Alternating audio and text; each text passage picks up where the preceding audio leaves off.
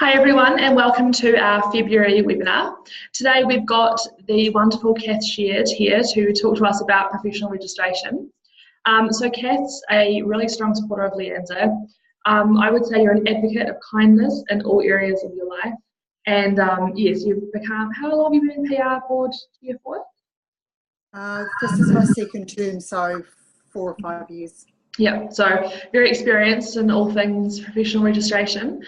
So yeah, you take it away and you can chat to us about the scheme and revalidation and tips and tricks for your journal, and then there'll be an opportunity at the end for people to ask questions if they want. Okay, thanks very much for that. So I'm currently Libraries and Cultural Services Manager at South Taranaki District Council, and this year I've been here 25 years, so I've been around a while. So as always, thanks to my staff and employer for giving me support to do this kind of stuff, because it really matters that our employers are supportive.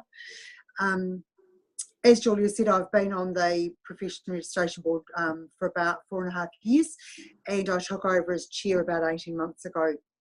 And in that time, we've seen quite a lot of change. The current board members, the makeup of the board will be changing shortly because there are 3 people stepping down, and we're excited to be welcoming at the February face-to-face Tracy Maniapoto and Aubrey Kirkpatrick to the board, and they'll be bringing some fresh new skills, which will be great, and some new connections.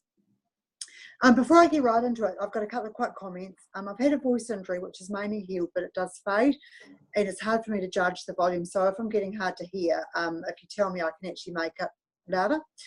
And my personality type means I'm not good at questions on the fly, so I really want you to ask questions, and it's fine to ask them as we go through, but I may say that I need to get back to you if I'm not sure the answer straight off. So like Julia said, you know, I believe in professional registration, which I guess is obvious given my role on the board, and hopefully given that you've taken up your lunchtime to come along, you do too. But people sometimes ask me, you know, why revalidate? When you achieve registration, it's about acknowledging your proven knowledge, understanding and competence. Registration shows your peers and employers that you've demonstrated a commitment to professional standards and to developing and enhancing competence. But registration can't last forever. We work in a constantly changing environment, and our skills need to remain up to date. Some librarians are registered in their 20s. A one-time registration process wouldn't demonstrate when they're in their 40s, 50s or 60s that they've maintained that currency. Revalidation is about proving to the board that you are putting time into your own professional development and ensuring your skills stay current. By receiving a 3-yearly revalidation, you're signalling to your peers, your employer and any future employers that you are putting time and effort into keeping up with developments right across the sector. Now we've recorded me slurping, this is good. The other reason to revalidate is that, as one person commented recently, the process itself is a really good tool. It's a chance to record the cool stuff you've done, to slow down and think about your work practice, and to examine why you've done things and what you've learned from them. Also, when you're having one of those days when it's like you're on a skateboard and the skateboard's got square wheels and you're in a park and everything's on fire, and I had one of those this week, looking at your journal is a good reminder of all the amazing stuff that you've done, the amazing things you've learned, the stuff you've implemented, and the fact that actually, most of the time, it's pretty good. And tomorrow, probably the world won't be on fire again. Your journal's this record that says, hey, I'm doing cool stuff, and that actually I'm okay. So, again, I guess most of you listening have your registration. So you've got your certificate, you're using LIANZA after your name, congratulations. The next step is to head to the LIANZA website and download the most recent revalidation journal template. And I recommend saving it to your desktop because you want it to be so obvious that you can't help but fill it in regularly. The template has 5 tabs along the bottom: how to complete this journal, the journal itself, the journal cover sheet, a quick step to the bodies of knowledge, and a quick step guide to the domains. If you guess that how to complete this journal section tells you how to complete your journal, top marks. The journal cover sheet shows you how many entries you've got against each body of knowledge cluster and domain, and that's shown both as numbers and a graph. You can use this to ensure that you're developing a well-balanced journal that reflects a well-balanced program of professional development.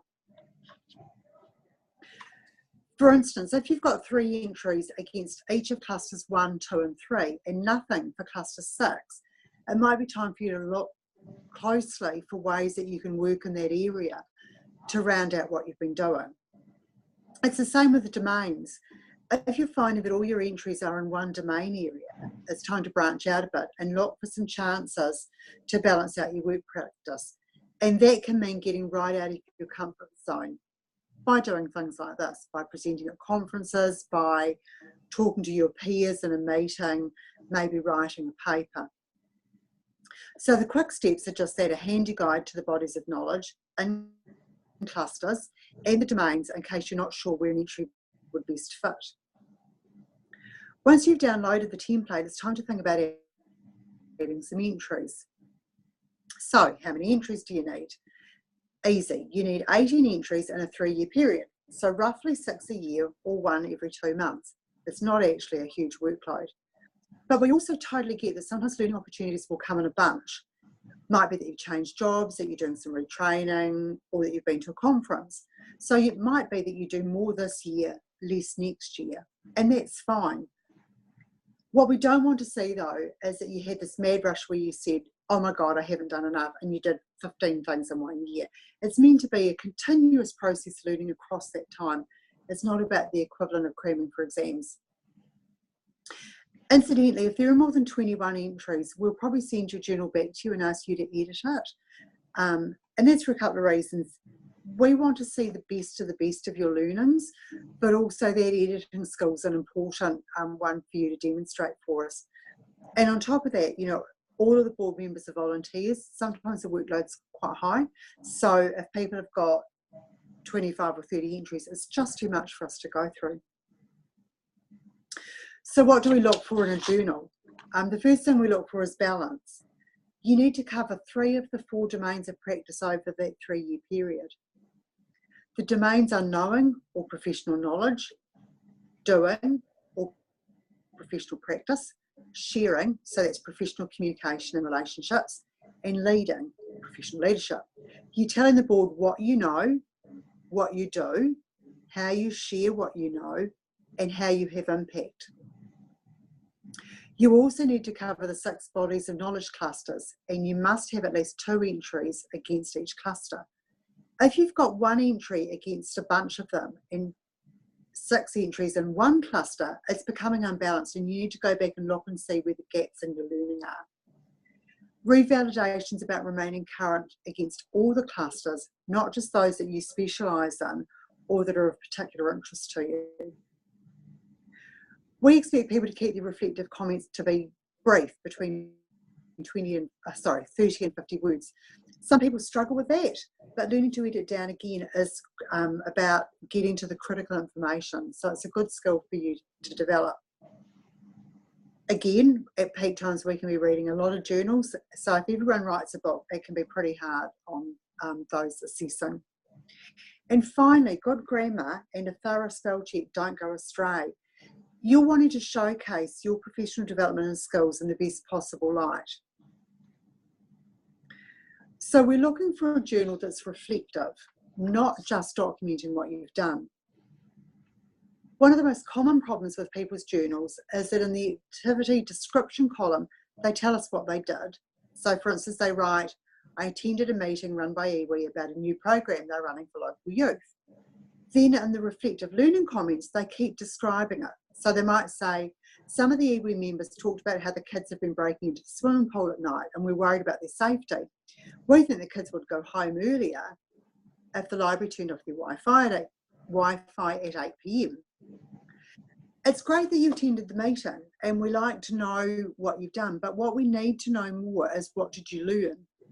What new insights do you have?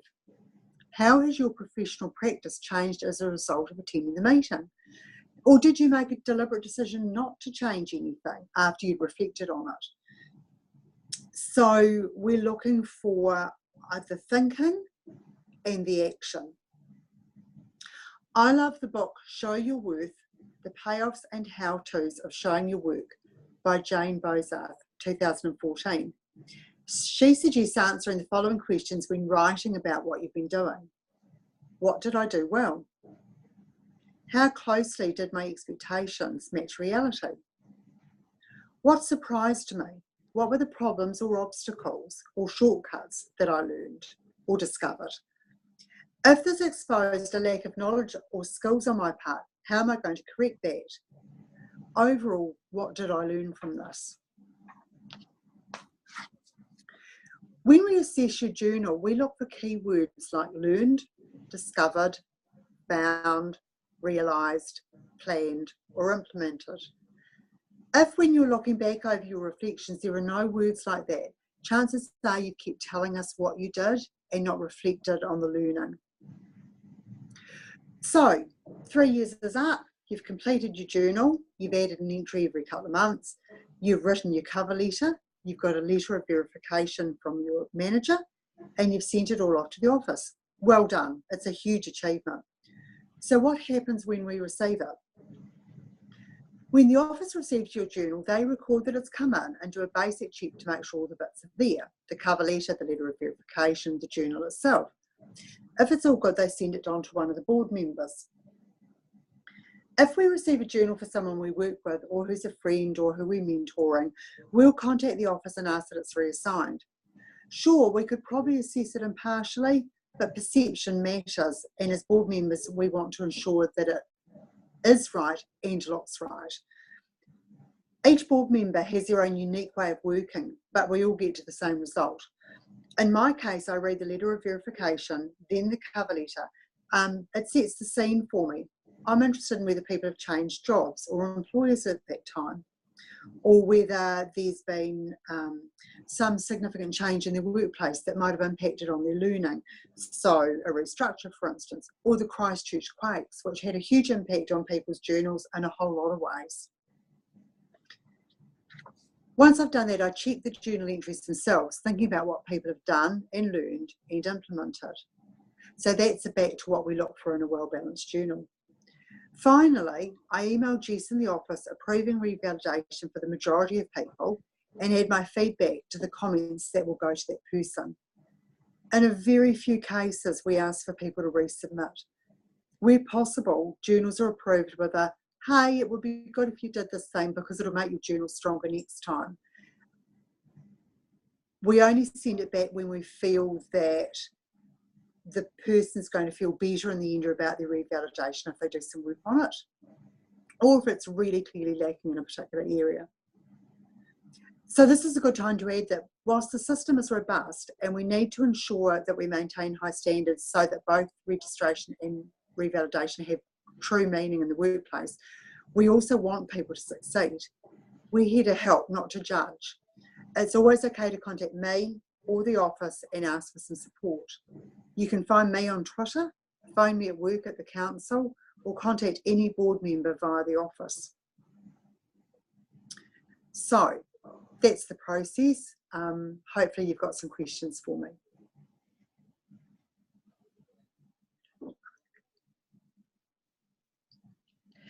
You can also ask questions over the chat box if you want to as well. Thanks for that. All right. And also, if you've got any questions around registration itself, I may not be able to answer them instantly, but I'm really happy to get back to you on it. I know one person was supporting someone who's looking at registering, and they had some questions. Mm-hmm. Cool. I also thought I'd just ask you quickly what the title of that book was that you recommended. It was Show Your Worth. Is that right? Flicking through my notes because I've got Show Your Work, the payoffs and how-tos of showing your work, and her surname is Bozarth, published in 2014. Cool. Yeah, I've tried using the times to actually show on Twitter and stuff more of my work, and I just forget. Yeah. To be honest, it's about kind of about visual documenting partly. Turns out I'm no good at it. Yeah. But it's a great book in terms of some of that reflection. Yeah, I think having the prompts to help you just get into that train of thought is really helpful. When I post the video to YouTube, I'll link that book below if people are interested in the description box.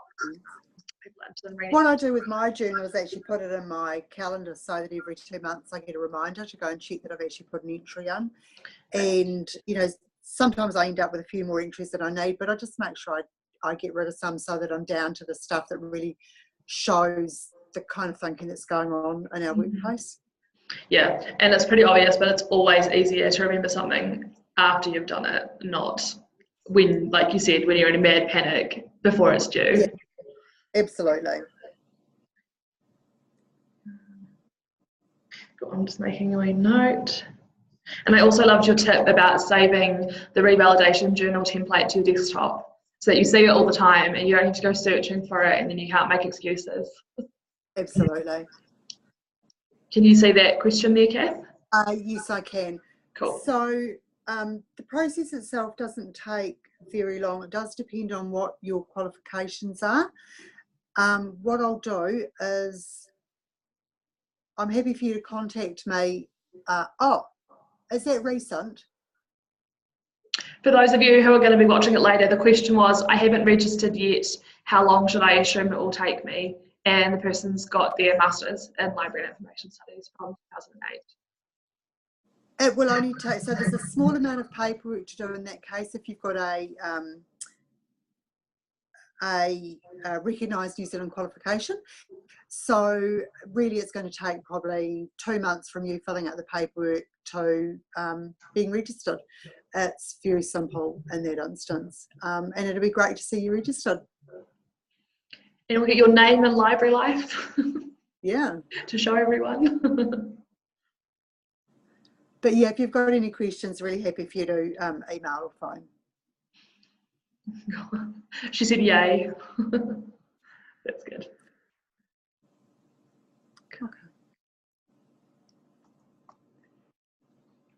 Okay, so any other questions? Anyone's got any burning issues or things they'd like to raise? Oh, okay, so we've just been asked whether you need to get a mentor for registering when you've got a recognised qualification, and the answer is no. So with recognised qualifications, the Professional Registration Board has gone through and made sure that those qualifications match the bodies of knowledge. So we are confident that people with those qualifications have a sufficiently broad understanding across the bodies of knowledge that we simply register them. I actually thought, oh, sorry, there you go. I was going to say, I think quite a few people who've either been registered before or have looked at it are quite confused about the mentor side of things, because it's something that's changed recently, isn't it? Yeah, there used to be a much stronger requirement for mentoring, but what we realised was that, you know, when the qualification has been matched to those bodies of knowledge, there shouldn't be a need. Mentoring's normally only going to apply if, for instance, someone was coming here with an overseas qualification where there may not be the bicultural component, or where somebody has a related qualification is applying under Route C, and again may be missing one or two of the components from the bodies of knowledge. So for instance, it might be that they've got a teaching qualification or a museum qualification where there's not 100% match to those bodies of knowledge, in which case we would talk to them about mentoring. So most people are going to be able to register without mentoring. Cool.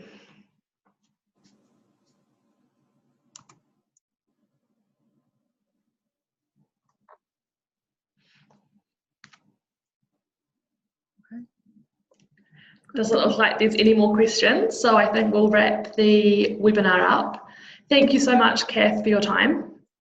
Really appreciate it, and it's great to know that you're just a phone call or a tweet away if people have any questions. It's super approachable. Yeah. We want to help you succeed. Super happy for people to contact me via Twitter or ring me at work. And yeah, thanks everyone for being here. You know, lunchtimes are precious, so it's lovely that you spend it with us. Take care. I thought I should also mention quickly that you're from South Taranaki District Council, if they need to look up your workplace. Oh, so 0800 111 323 gets me at work. So 0800 emergency Mazda. But they don't think they have 323s anymore. So yeah. All right. Cool. Thanks again. Okay.